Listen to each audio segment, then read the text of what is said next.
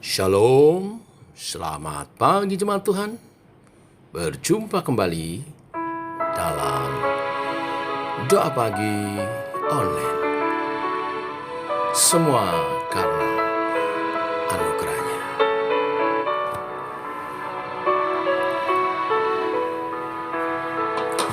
Bukan karena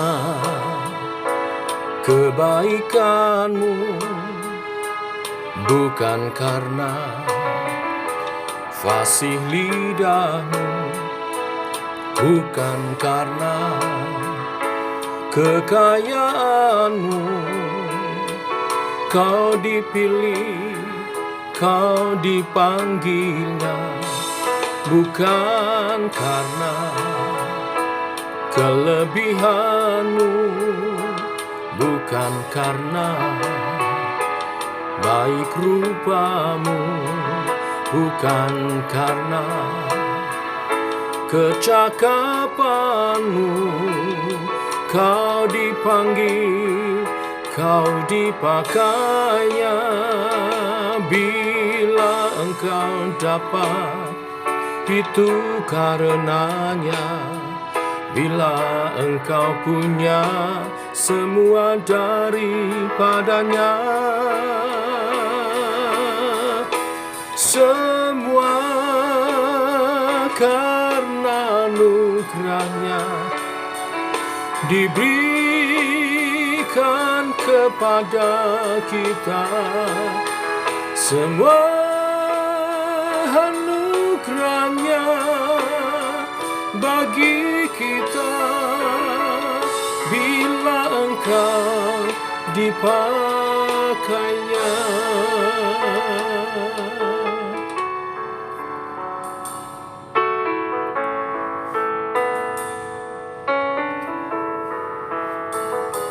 Bukan karena kebaikanmu, bukan karena fasih lidahmu, bukan karena kekayaanmu, kau dipilih, kau dipanggilnya, bukan karena kelebihanmu, bukan karena baik rupamu, bukan karena kecakapanmu, kau dipanggil, kau dipakainya. Bila engkau dapat, itu karenanya.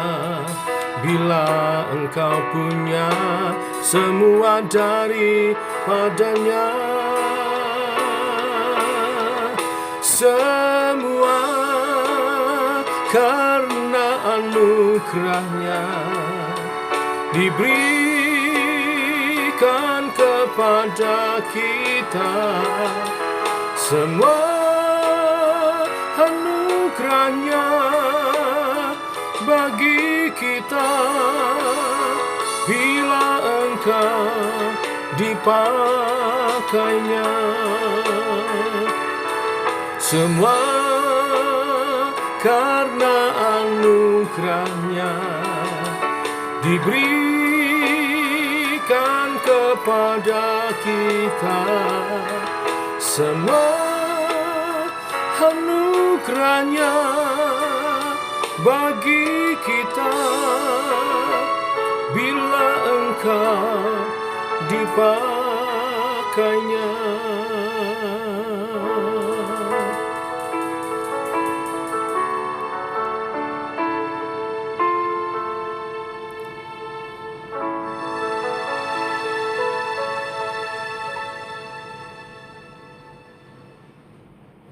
Tiba waktunya kami merenungkan firman-Mu.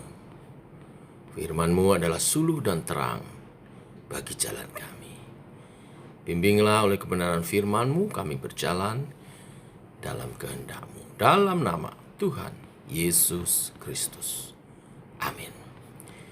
Bapak Ibu, kita lanjutkan renungan firman Tuhan pada pagi hari ini. 1 Raja-Raja pasal 1 ayat 1 sampai yang ke-53. Demikian firman Tuhan. Raja Daud telah tua dan lanjut umurnya, dan biarpun ia diselimuti, badannya tetap dingin. Lalu para pegawainya berkata kepadanya, "Hendaklah dicari bagi tuanku raja seorang perawan yang muda untuk melayani dan merawat raja. Biarlah ia berbaring di pangkuanmu, sehingga badan tuanku raja menjadi panas." Maka di seluruh daerah Israel dicarilah seorang gadis yang cantik, dan didapatlah Abisag, gadis Sunem, lalu dibawa kepada raja. Gadis itu amat cantik, dan ia menjadi perawat raja dan melayani dia, tetapi raja tidak bersetubuh dengan dia. Lalu Adonia, anak Hagit, meninggikan diri dengan berkata, "Aku ini mau menjadi raja." Ia melengkapi dirinya dengan kereta-kereta dan orang-orang berkuda serta 50 orang yang berlari di depannya. Selama hidup Adonia, ayahnya belum pernah menegur dia dengan ucapan, "Mengapa engkau berbuat begitu?" Ia pun sangat elok perawakannya, dan dia adalah anak pertama sesudah Absalom. Maka berundinglah ia dengan Yoab, anak Seruya, dan dengan Imam Abiatar, dan mereka menjadi pengikut dan membantu Adonia.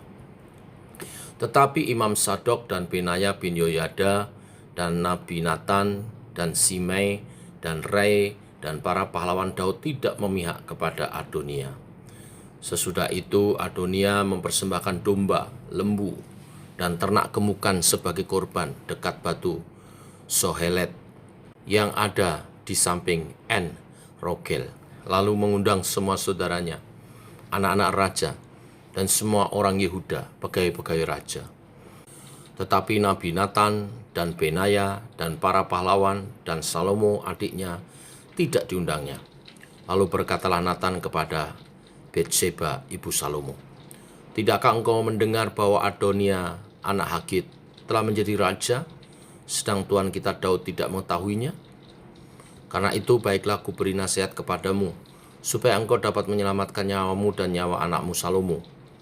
Pergilah masuk menghadap Raja Daud, dan katakanlah kepadanya, bukankah tuanku sendiri, ya rajaku, telah bersumpah kepada hambamu ini, anakmu Salomo akan menjadi raja sesudah aku, dan dialah yang akan duduk di atas tahtaku. Mengapakah sekarang Adonia menjadi raja? Dan selagi engkau berbicara di sana dengan raja, aku pun akan masuk pula dan menyokong perkataanmu itu." Jadi masuklah Betseba menghadap raja ke dalam kamarnya. Waktu itu raja sudah sangat tua, dan Abisag, gadis Sunem itu, melayani raja. Lalu Betseba berlutut dan sujud menyembah kepada raja. Raja bertanya, "Ada yang kau ingini?" Lalu perempuan itu berkata kepadanya, "Tuanku sendiri telah bersumpah demi Tuhan Allahmu kepada hambamu ini, anakmu Salomo akan menjadi raja sesudah aku, dan ia akan duduk di atas tahtaku. Tetapi sekarang lihatlah, Adonia telah menjadi raja, sedang tuanku sendiri tidak mengetahuinya. Ia telah menyembelih banyak lembu, ternak gemukan, dan domba, dan telah mengundang semua anak raja dan Imam Abiatar dan Yoab, panglima itu, tetapi hambamu Salomo tidak diundangnya. Dan kepadamulah, ya tuanku raja, tertuju mata seluruh orang Israel, supaya engkau memberitahukan kepada mereka siapa yang duduk di atas tahta tuanku raja sesudah tuanku. Nanti aku ini dan anakku Salomo dituduh bersalah segera sesudah tuanku raja mendapat perhentian bersama-sama dengan nenek moyangnya." Selagi Betseba berbicara dengan raja, datanglah Nabi Nathan. Diberitahukan kepada raja, "Itu ada Nabi Nathan." Masuklah ia menghadap raja, lalu sujud menyembah kepada raja dengan mukanya sampai ke tanah. Nathan berkata, "Ya tuanku raja, tuanku sendirilah rupa-rupanya yang telah berkata, Adonia akan menjadi raja sesudah aku, dan ia akan duduk di atas tahtaku. Sebab pada hari ini ia telah menyembelih banyak lembu, ternak gemukan, dan domba. Ia mengundang semua anak raja, para panglima, dan Imam Abiatar, dan sesungguhnya mereka sedang makan minum di depannya sambil berseru, 'Hidup Raja Adonia!' Tetapi hambamu ini dan Imam Sadok dan Benaya bin Yoyada dan hambamu Salomo tidak diundangnya. Jika hal ini terjadi dari pihak Tuanku Raja, maka engkau tidak memberitahu hamba-hambamu ini siapa yang akan duduk di atas tahta Tuanku Raja sesudah Tuanku. Lalu Raja Daud menjawab, katanya, panggillah Batsheba. Perempuan itu masuk menghadap raja dan berdiri di depannya. Lalu raja bersumpah dan berkata, demi Tuhan yang hidup yang telah membebaskan nyawaku dari segala kesesakan, pada hari ini aku akan melaksanakan apa yang kujanjikan kepadamu demi Tuhan, Allah Israel, dengan sumpah ini. Anakmu Salomo akan menjadi raja sesudah aku, dan dialah yang akan duduk di atas tahtaku menggantikan aku. Lalu Batsheba berlutut dengan mukanya sampai ke tanah. Ia sujud menyembah kepada raja dan berkata, hidup Tuanku Raja Daud untuk selama-lamanya. Lagi kata Raja Daud, panggillah Imam Sadok, Nabi Nathan dan Benaya bin Yoyada. Mereka masuk menghadap raja, dan raja berkata kepada mereka, bawalah para pegawai tuanku ini, naikkanlah anakku Salomo ke atas bagal betina kendaraanku sendiri, dan bawa dia ke Gihon. Imam Sadok dan Nabi Nathan harus mengurapi dia di sana menjadi raja atas Israel. Kemudian kamu meniup sangkakala dan berseru, hidup Raja Salomo. Sesudah itu kamu berjalan pulang dengan mengiring dia, lalu ia akan masuk dan duduk di atas tahtaku. Sebab dialah yang harus naik tahta menggantikan aku, dan dialah yang kutunjuk menjadi raja atas Israel dan Yehuda. Lalu Benaya bin Yoyada menjawab raja, amin. Demikianlah kiranya firman Tuhan, Allah Tuanku Raja. Seperti Tuhan menyertai Tuanku Raja, demikianlah kiranya ia menyertai Salomo. Semoga ia membuat tahta Salomo lebih agung dari tahta Tuanku Raja Daud. Lalu pergilah Imam Sadok, Nabi Nathan dan Benaya bin Yoyada dengan orang Kreti dan orang Pleti. Mereka menaikkan Salomo ke atas bagal betina Raja Daud dan membawanya ke Gihon. Imam Sadok telah membawa tabung tanduk berisi minyak dari dalam kemah, lalu diurapinya Salomo. Kemudian sangkakala ditiup dan seluruh rakyat berseru, hidup Raja Salomo. Sesudah itu seluruh rakyat berjalan di belakangnya sambil membunyikan seruling dan sambil bersukaria ramai-ramai, sampai seakan-akan bumi terbelah oleh suara mereka. Hal itu kedengaran kepada Adonia dan kepada semua undangan yang bersama-sama dia. Ketika mereka baru habis makan, ketika Yoab mendengar bunyi sangkakala itu, ia berkata, apakah sebabnya kota begitu ribut? Selagi ia berbicara, datanglah Yonatan anak Imam Abiatar. Lalu Adonia berkata, masuklah sebab engkau seorang kesatria, dan tentu engkau membawa kabar baik. Tetapi Yonatan menjawab Adonia, tidak, Tuan kita Raja Daud telah mengangkat Salomo menjadi raja. Raja telah menyuruh supaya Imam Sadok dan Nabi Nathan dan Benaya bin Yoyada dengan orang Kreti dan orang Pleti menyertai Salomo, dan mereka menaikkan dia ke atas bagal betina raja.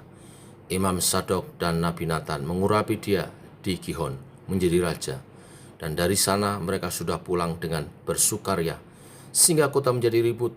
Itulah bunyi yang kamu dengar tadi. Salomo sekarang duduk di atas tahta kerajaan. Juga pegawai-pegawai raja telah datang mengucap selamat kepada Tuhan kita Raja Daud dengan berkata, kiranya Allahmu membuat nama Salomo lebih masyhur daripada namamu, dan tahtanya lebih agung daripada tahtamu. Dan raja pun telah sujud menyembah di atas tempat tidurnya.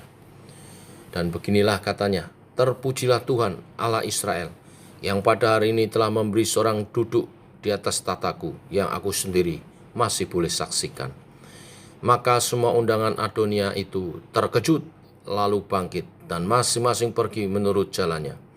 Takutlah Adonia kepada Salomo. Sebab itu ia segera pergi memegang tanduk-tanduk mezbah. Lalu diberitahukanlah kepada Salomo, ternyata Adonia takut kepada Raja Salomo.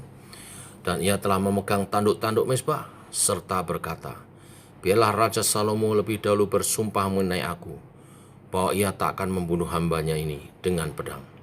Lalu kata Salomo, jika ia berlaku sebagai kesatria, maka sehelai rambut pun dari kepalanya tidak akan jatuh ke bumi. Tetapi jika ternyata ia bermaksud jahat, haruslah ia dibunuh. Dan Raja Salomo menyuruh orang menjemput dia dari mezbah itu. Ketika ia masuk, sujudlah ia menyembah kepada Raja Salomo. Lalu Salomo berkata kepadanya, "Pergilah ke rumahmu." Bapak Ibu, Adonia adalah anak Raja Daud yang tertua setelah Absalom. Dikisahkan di kitab Raja-Raja ini di pasal 1 bahwa selama hidup Adonia, ayahnya yaitu Raja Daud belum pernah menegur kelakuannya. Artinya Adonia itu tumbuh sebagai seorang anak yang mengambil keputusan dan sekehendak hatinya sendiri. Bahkan dia kurang menghormati ayahnya Daud. Pada masa tua Daud, di mana Daud sudah sangat renta, Adonia berani mengangkat dirinya menjadi raja. Dengan dukungan Yoab, anak Seruya, dan juga Imam Abiatar, dia mengumumkan dirinya sebagai raja. Namun demikian, Tuhan tidak membiarkannya. Melalui Nabi Natan, Tuhan mengingatkan Daud perihal sumpahnya kepada Allah untuk mewariskan kerajaan Israel kepada anaknya Salomo dari Betseba. Setelah bertemu dengan Betseba dan juga Nabi Natan, maka Daud segera menabis Salomo, menggantikan dia sebagai raja atas Israel dan Yehuda. Dan hal ini membatalkan Adonia yang mengangkat diri sebagai raja atas Israel dan Yehuda. Tuhan tidak berhenti berkarya, karena kemudian Tuhan membuat hati Adonia gentar, takut setelah mendengar Salomo telah menjadi raja. Ia segera lari ke kemah suci, memegang tanduk-tanduk mezbah untuk memohon ampun atas nyawanya kepada Raja Salomo. Dan Tuhan pun membuat hati Salomo lembut, mengampuni kakaknya Adonia dan membiarkan tetap hidup. Tuhan berkarya sehingga kerajaan Daud tetap kokoh dan ada kedamaian. Dari kisah ini kita belajar beberapa hal. Dari Adonia kita belajar untuk mengendalikan diri dan peka mentaati pimpinan Allah. Karena menjadi raja Israel bukanlah soal kemampuan dan kecakapan. Secara kemampuan mungkin Adonia memiliki kemampuan dan dia juga anak yang tertua dari Daud. Tetapi masalahnya apakah dia berkenan kepada Tuhan? Ternyata perkenan Tuhan jatuh pada Salomo. Yang kedua, belajar dari Nabi Natan dan Betseba yang peka melihat situasi dan segera bertindak. Sebagai pemimpin-pemimpin di sekitar raja, mereka peka akan situasi yang akan membahayakan kerajaan Israel. Maka Nabi Natan segera bertindak. Saya yakin oleh perkenanan Tuhan dan pertolongan daripada Tuhan, dia tidak membiarkan kesalahan berlarut-larut. Dia segera menyelesaikannya.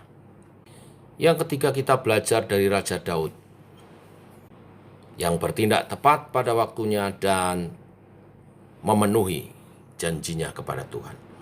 Seorang pemimpin haruslah seorang yang dapat dipegang perkataannya di hadapan Tuhan dan sesama. Ini adalah salah satu kunci kokohnya kerajaan Raja Daud. Yang terakhir, kita belajar dari Salomo, yang walaupun masih muda, tetapi dia tidak terpancing emosi. Ketika Adonia meminta pengampunan, ia pun memberi pengampunan. Salomo tidak marah. Salomo memberi pengampunan kepada Adonia. Inilah berkat firman hari ini tentang bagaimana memahami kehendak Tuhan atas kehidupan kita dan komunitas kita. Tuhan memberkati. Mari kita berdoa. Bapa dalam surga, dalam nama Tuhan Yesus kami bersyukur oleh kasih dan anugerah-Mu pagi hari ini. Engkau berfirman, supaya kami belajar atas raja-raja Israel yang akan kami pelajari di sepanjang kitab Raja-Raja. Kami belajar akan sifat-sifat kepemimpinan mereka. Kami belajar kepada sifat-sifat yang baik, supaya hidup kami seturut kehendak-Mu, menjadi pemimpin-pemimpin yang berkenan kepada Tuhan. Bimbinglah sepanjang beberapa hari ke depan kami memahami karakter-karakter yang Tuhan inginkan ada pada kami. Hari ini kami belajar tentang karakter mengendalikan diri, juga karakter cepat tanggap menyelesaikan masalah, selain juga karakter menepati janji dan perkataan, juga rendah hati dan penuh pengampunan. Biarlah kebenaran firman hari ini memberkati kami semua. Dalam nama Tuhan Yesus Kristus. Amin. Demikian saudara, doa pagi kita. Selamat pagi, selamat berjalan bersama dengan Tuhan. Shalom.